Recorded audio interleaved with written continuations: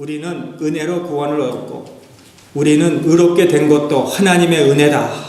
우리는 율법으로 된 것이 아니고 하나님의 은혜로 된 것이다 라고 계속 이런 신학적인 교리적인 문제를 설명하고, 오늘 12장에서부터 이제 16장까지는 이 교리, 이 신학을 어떻게 우리가 우리의 삶 속에서 실천할 수 있을까.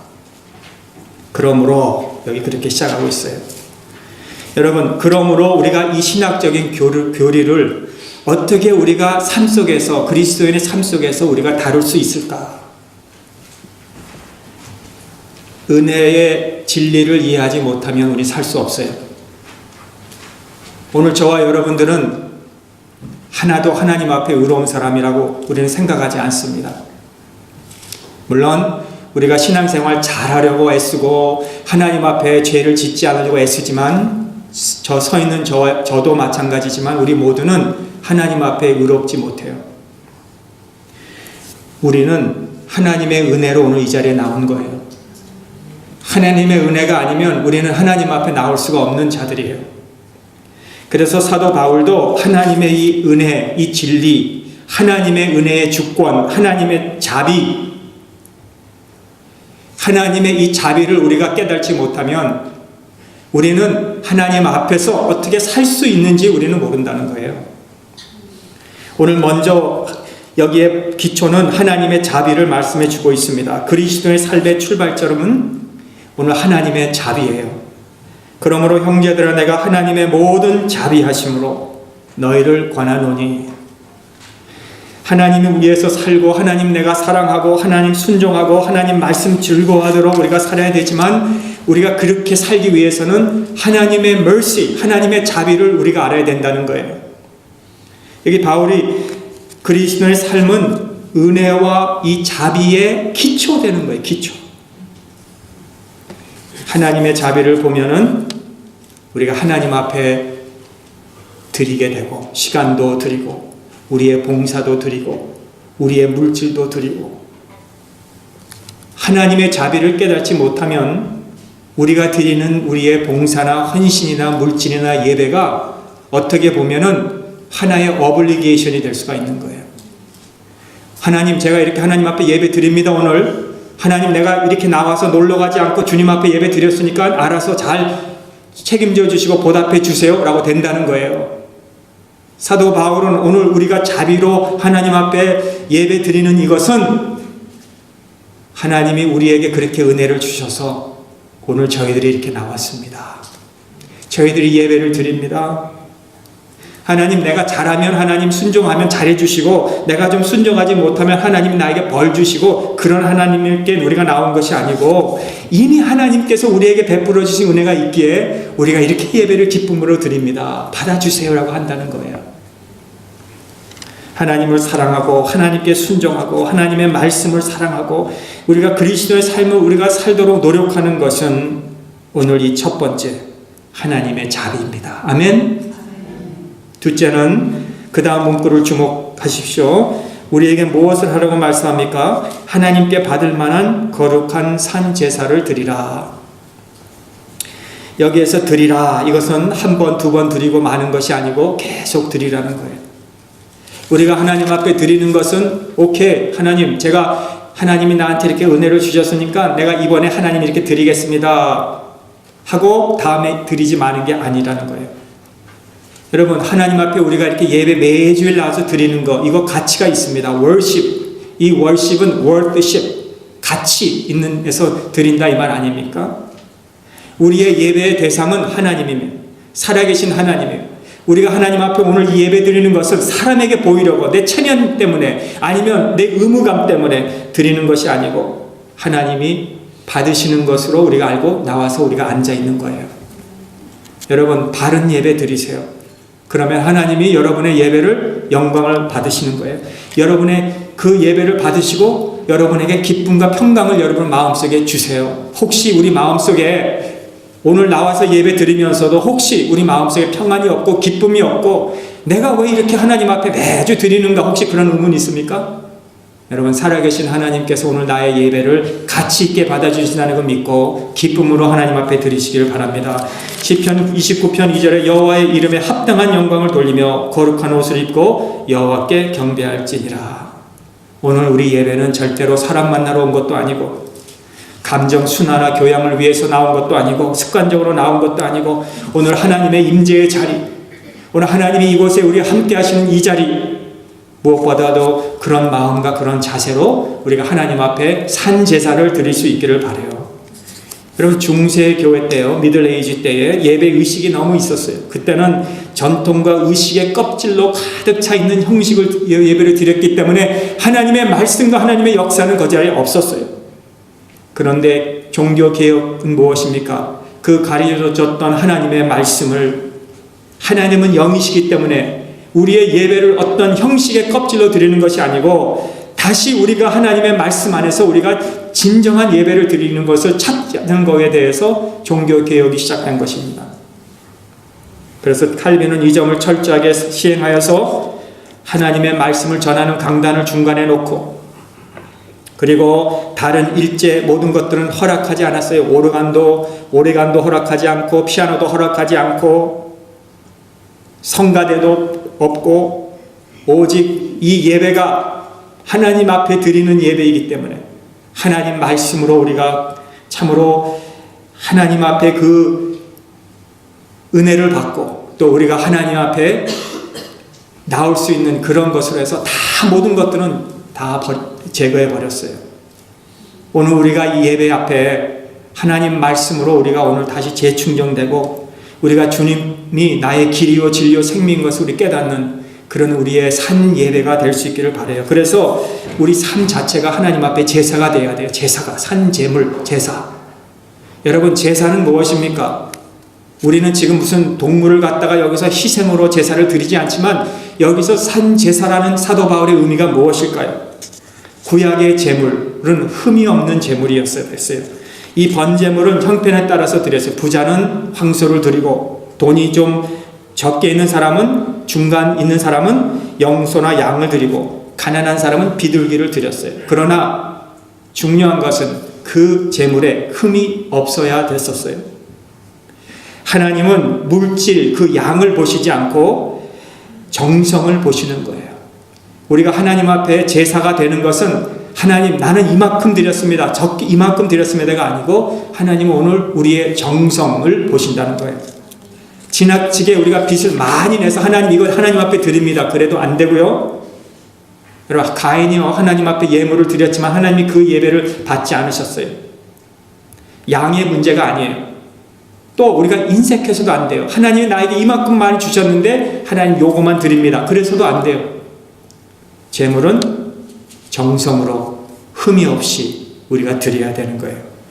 또 우리가 예배는 정한 시간에 드립니다. 번제는 아무 때나 드리는 거 아니고 성경에 보면은 아침 저녁으로 드려야 그랬습니다. 아침에 우리가 하나님 앞에 예배를 드리며 정한 시간에 우리가 드린다는 것은 오늘도 아침에 내가 하루를 시작하면서 하나님, 제가 하나님의 뜻대로 말씀대로 하나님 기쁘시게 살 수 있도록 저를 도와주세요 하고 시작하고, 하루를 마감하면서 하루 동안 내가 잘못한 거, 말을 또 너무 과격하게 한 거, 남의 마음을 아프게 한 거, 내 말로 남을 저주한 거, 이런 모든 것들 하나님 앞에 용서를 빌고 하루를 마감하라는. 여러분, 요즘 우리가 시간이 있으면 예배 드리고 시간이 없으면 다음에 드린다, 그게 아니라는 거예요. 하나님 앞에는 우리가 정한 시간이 있어요. 저와 여러분들이 정한 시간이 있어요. 주일날 정했고, 수요일날 정했고, 토요일날 새벽에 정했고, 이렇게 교회에서 정했어요. 하나님 앞에 우리가 이 시간을 드리기로 정했어요. 그건 약속입니다.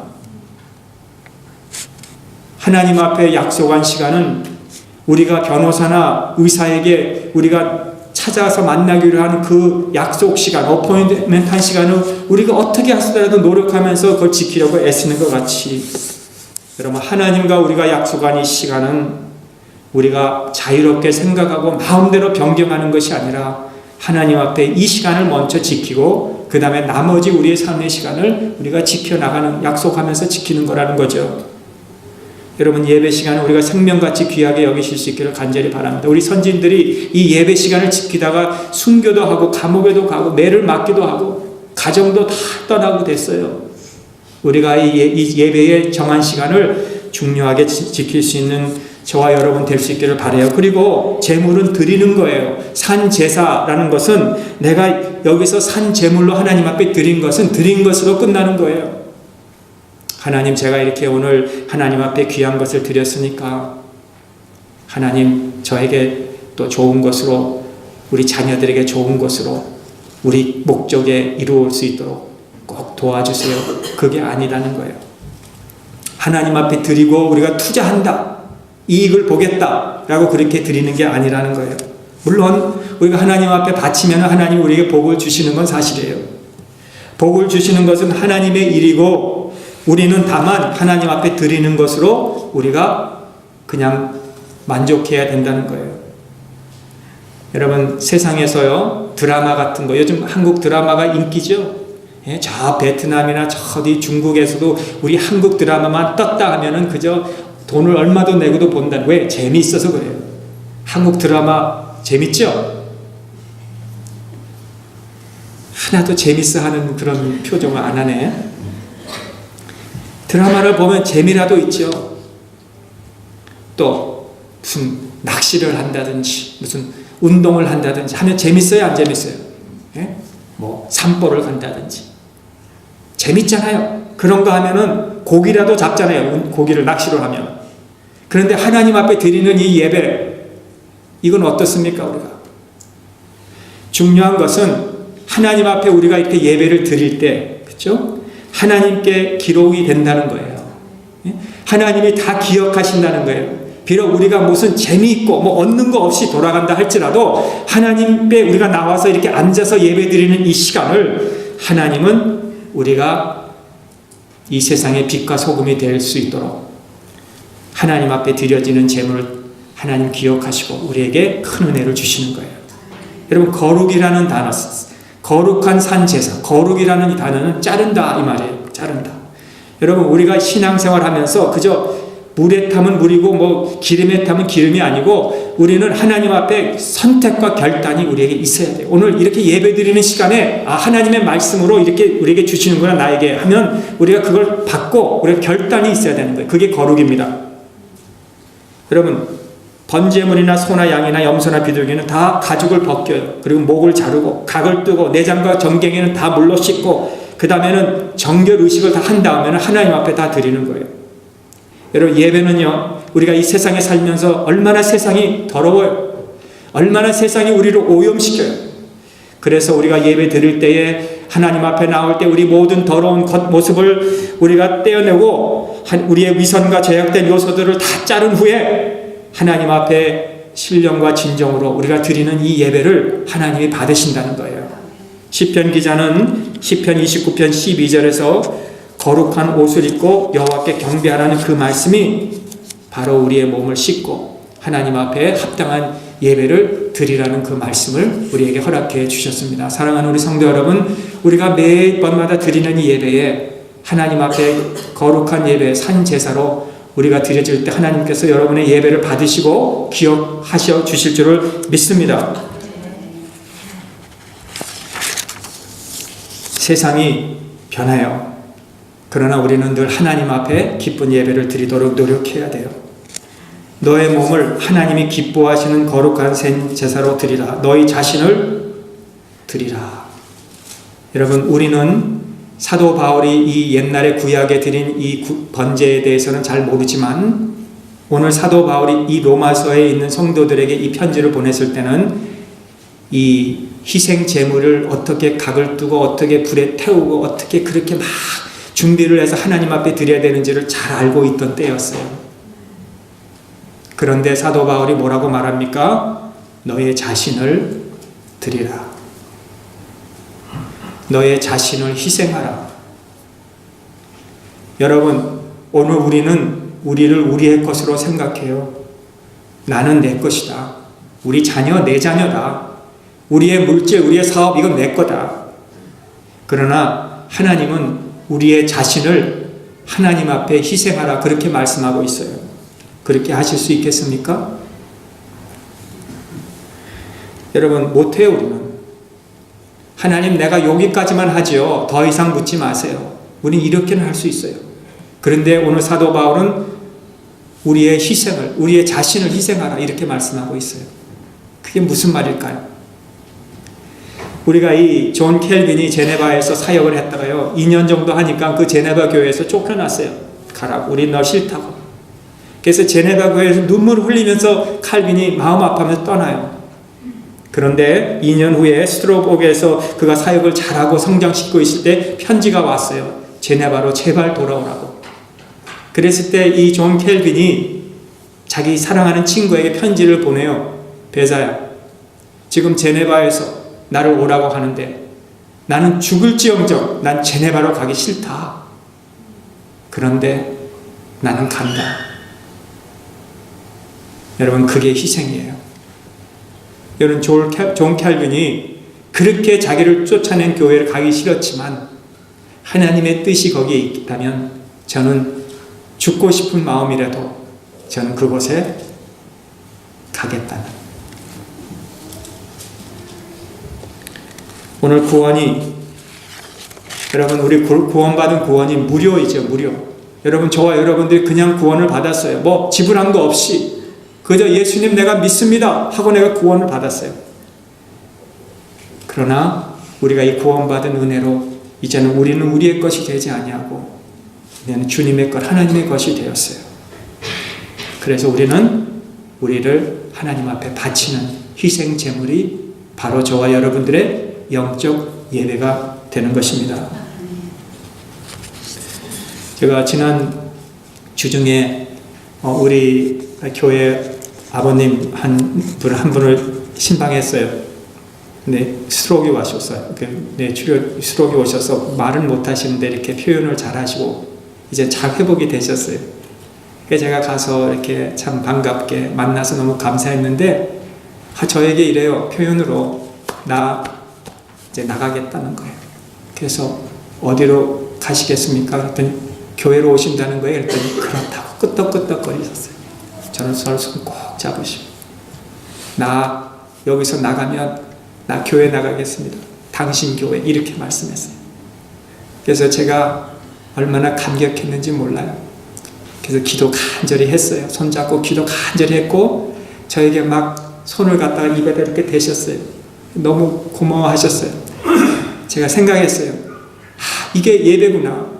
그 가운데서 비록 그런 케어하는 그런 건물에 계시지만 정말 그 마음은 지금 교회를 향하고 계시고 그 마음을 다시 하나님이 회복해 주시면 나는 지금 하나님 앞에 나가서 예배 드리고 싶은 이것이 바로 우리의 영적 예배구나. 여러분, 제가 그것을 깨달았어요.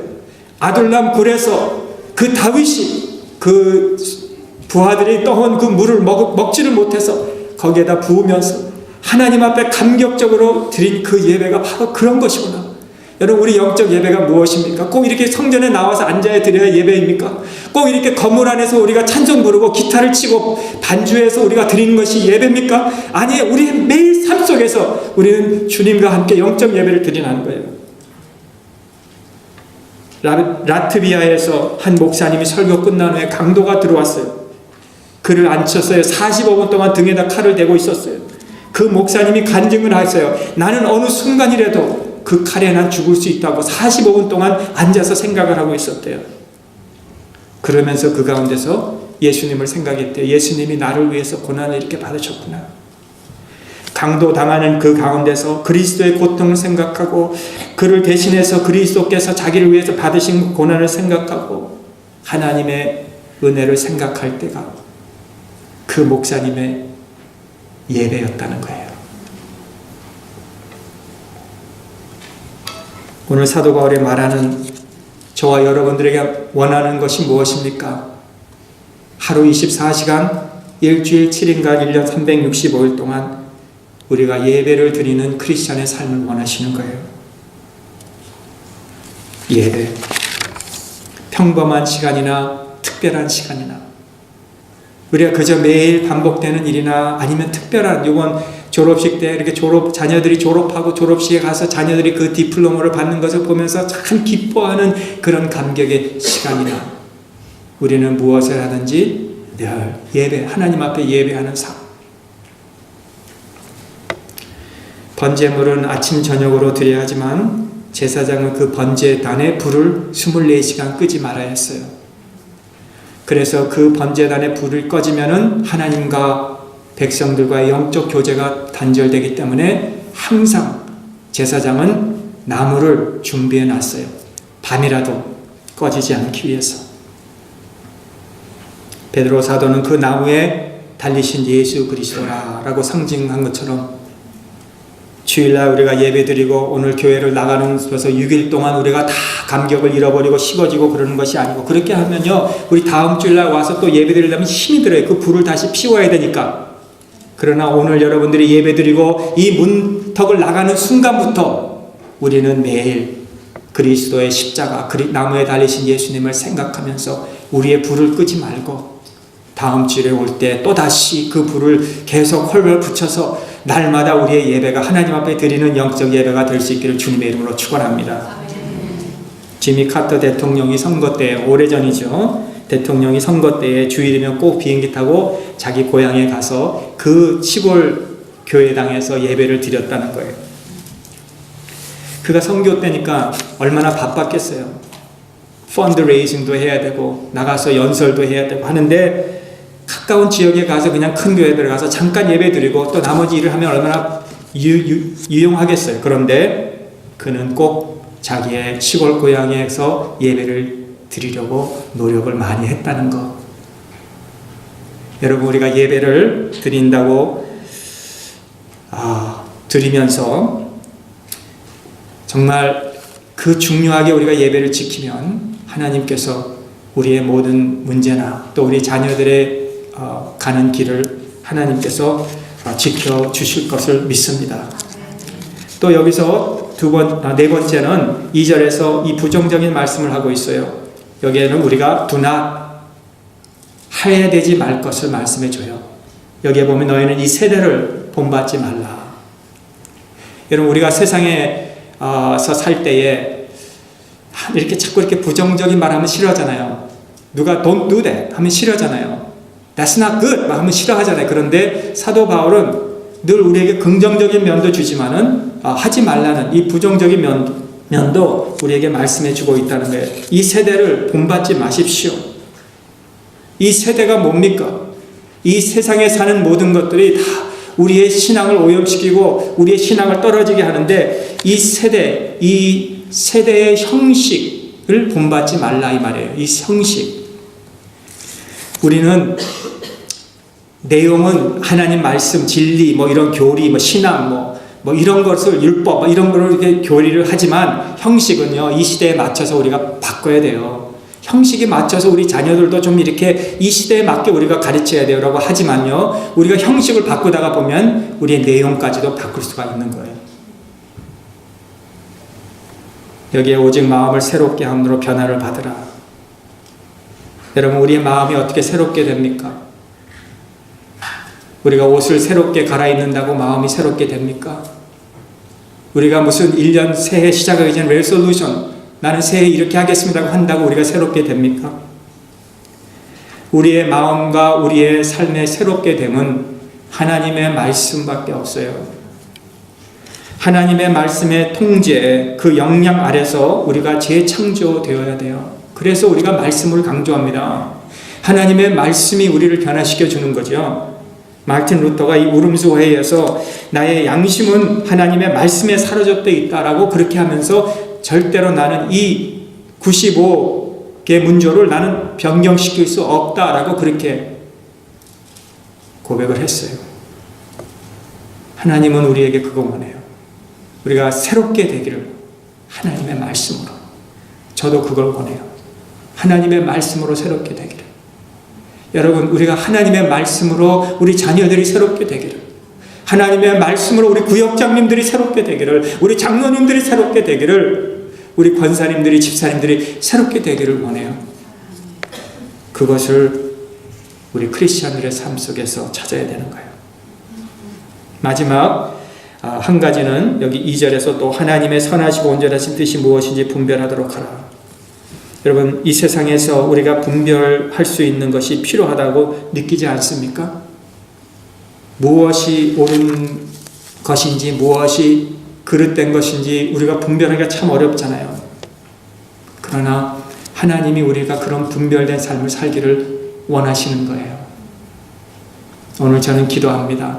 이번에 우리 자녀들이 졸업을 하는데 이제 우리 고등학교 다닐 때부터 신앙생활 고등학생까지 잘하고 이제는 대학을 가서 또 대학 캠퍼스에서 하나님께서 우리 분별력을 우리 자녀들에게 주셔서 하나님의 말씀대로 잘 영향을 주는 이런 삶을 살기를 원하고요. 그래서 우리 자녀들이 고등학교, 중학교, 초등학교 때 말씀으로 교회에서 잘 가르치는 그런 거예요. 우리가 하나님 말씀 없이는 우리 분별력을 가질 수가 없어요. 아무리 똑똑하고 아주 뛰어나는 그 머리를 가졌다 하더라도 하나님의 말씀 외에 우리를 변화시키고 분별력을 줄 수 없기에 오늘 이 말씀을 통해서 오늘 기도합니다. 우리 자녀들을 잘 말씀으로 양육하고 이 말씀이 이 시대에서 분별력을 줘서 그 마치 마리아와 같이 그 향기를 깨서 온 집에 향기가 가득하듯이 우리 자녀들의 그 삶이 정말 이 사회에 향기가 될 수 있도록 우리 자녀들을 축복해 주시고 여러분의 믿음의 가정이 될 수 있기를 주님의 이름으로 축원합니다. 기도하겠습니다.